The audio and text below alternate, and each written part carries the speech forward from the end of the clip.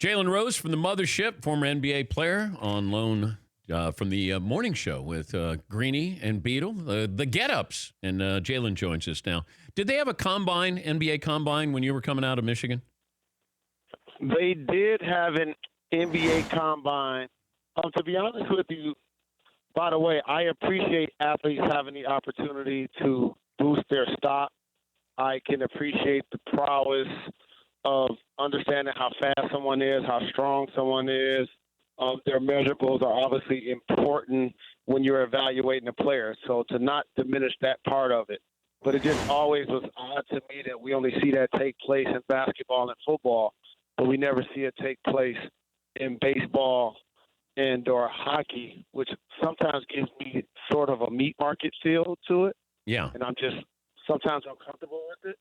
But with that being said, I actually should have gone to the combine, even though I was an All-American and played in a couple of national championship games or whatnot. I think not participating hurt my draft stock or the red and white suit I wore during the draft. Either one. But I was uniquely hanging out with the number one pick, who was a friend of mine, named Glenn Robinson.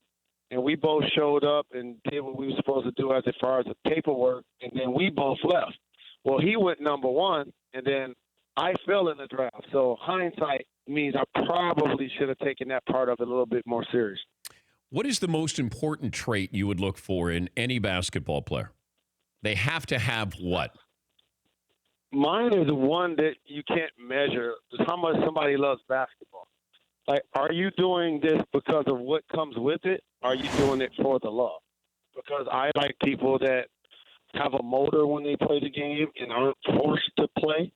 Somebody that's going to work out and train and do all of the things, but then also turn around and play 5-on-5, 3-on-3, 1-on-1. Just somebody that just is in love with the game. Not that you can't have other interests the other 21 hours you're not in the gym, in theory, but just people that love the game. Other than the obvious measurables, you're going to take somebody with the same skill set that's taller if you're building a team. So, for example, if Kevin Durant and Steph Curry are about to get drafted, you're going to take KD because he's almost 7 foot tall.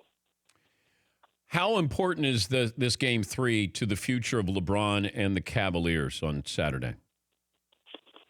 I think it's important to the Cavaliers because obviously if you go down 0-3, you're not coming back.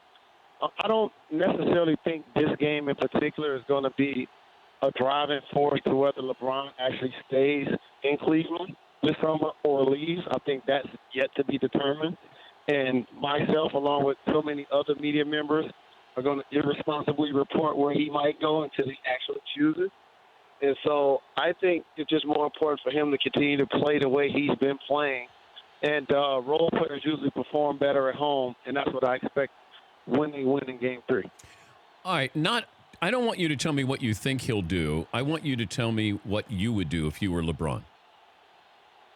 If I was LeBron, based on certain relationships he has around the league, and uniquely positioned, because, again, people forget LeBron James, while playing basketball in the game and is the best player, has also become a mogul where his longtime friend Rich Paul has an agency that represents players that he plays with and or against. One of those guys is Ben Simmons that plays in Philly. And obviously he plays alongside Joel Embiid. People are going to speculate, should he go there? The Golden State Warriors, hey, if you want to go join the super team, why don't you just go join that team? Well, the Warriors won't make the cap space necessary for LeBron to go join that squad. People are going to speculate Los Angeles, and rightfully so. He has a home out there. Maybe you could put he and Paul George and or Boogie Cousins together and do something special. But if the Houston Rockets were to lose to the Golden State Warriors, and knowing his friendship with Chris Paul, their godfathers to each other's kids and whatnot, I would think that would probably be the place I would go, with all things equal, if I was LeBron James, if I was leaving Cleveland. He's Jalen Rose of ESPN, former NBA player, joining us, Dan Patrick Show. I was trying to come up with an analogy, because we always do this, or a comparison with what we see with James Harden. That who does he remind you of? And, people came up with Gilbert Arenas, which I didn't think at the time, but is there an apt comparison to Harden the way he plays? Respectfully, and this, I guess, shows to certain players' greatness, he's one of the more unique players the game has seen. And for those that want to quantify it, here's how. Gilbert Arenas wouldn't lead the league in assists. James Harden has done that. Yeah. And he's amongst the top 2 or 3. Plus, he leads the league in scoring.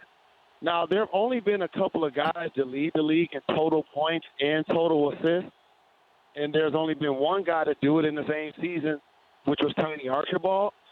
So based on that, if you look around the league, you'd say, okay, he's a better, quote-unquote, scorer than LeBron James. He's more efficient than Russell Westbrook. He's more of a playmaker than KD and Steph. So he's just a unique player in today's game, and obviously based on how the rules have been designed, when you take as many threes as he does, plus take as many free throws as he does, that also is a trait that you don't normally see in the same player. Jalen, good to catch up with you as always. Have a good weekend and hope things are going well with the show. Thanks for joining us. Thanks for the love. Appreciate it. For more Dan Patrick Show, tune to Audience Channel 239 on DirecTV or download the Dan Patrick Show app.